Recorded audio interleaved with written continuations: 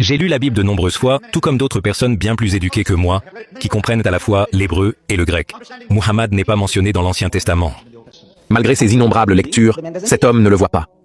Comment cela est-il possible? J'ai dit que ce qui s'est passé est ceci. Premièrement, Muhammad est mentionné par son nom dans les Écritures originales. Selon les autorités chrétiennes, l'Ancien Testament a été préservé en langue hébraïque et le Nouveau Testament en langue grecque. Dans l'Ancien Testament, dans le Cantique des Cantiques, chapitre 5, verset 16, en hébreu, on lit « Cantique des Cantiques », chapitre 5, verset 16. Le mot « Muhammadim » est « Muhammad » avec « im », « I am im ». En hébreu, « im » est un pluriel de respect. Par exemple, dans le premier verset de la Bible, livre de la Genèse, chapitre 1, verset 1, il est dit « Au commencement, Dieu créa les cieux et la terre ». Le mot « Dieu » en hébreu est « Elohim ». En hébreu, « Ela » signifie « Dieu ».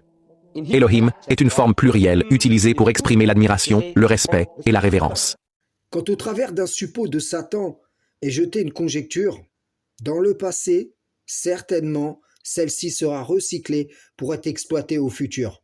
Ahmed Didat fut un spécialiste de cela. Les gens du Coran sincères, ainsi que les gens étudiant les écritures antérieures, savent que ce qu'il a dit au sujet de Muhammad et le Cantique des Cantiques est totalement faux. De même, ce qu'il a pu dire sur l'esprit de vérité et d'autres sujets. Alors pourquoi Satan utilise des gens pour diffuser ses mensonges? Car c'est un moyen pour lui de garder le feu de la discorde attisée entre les sunnites et les sectes chrétiennes. Ces mensonges sont des arguments chrétiens pour rejeter l'islam et des arguments sunnites pour promotionner la prétendue véracité de leur idéologie. Quand Issa, fils de Mariam, dit que le diable banni est le père du mensonge, il dit par la même occasion que celui-ci est le père des menteurs.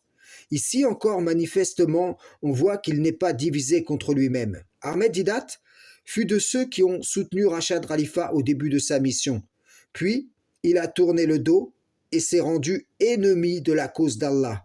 Ses défendeurs aiment le montrer quand il s'érigeait orgueilleusement sur son pupitre, mais il cache soigneusement comment il a fini pour avoir rejeté la vérité.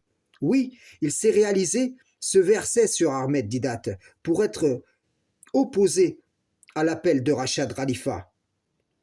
Ne considérez pas l'appel du messager comme un appel que vous vous adresseriez les uns aux autres.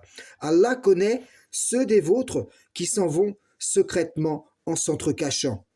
Que ceux donc qui s'opposent à son commandement prennent garde, qu'une épreuve ne les atteigne ou que ne les atteigne un châtiment douloureux. Tandis que Rachad fut tué dans le sentier d'Allah, afin de finir en témoin, martyr de sa cause. Frères et sœurs en islam, salam, shalom. Being unable to move any limbs, unable to speak, and unable to eat.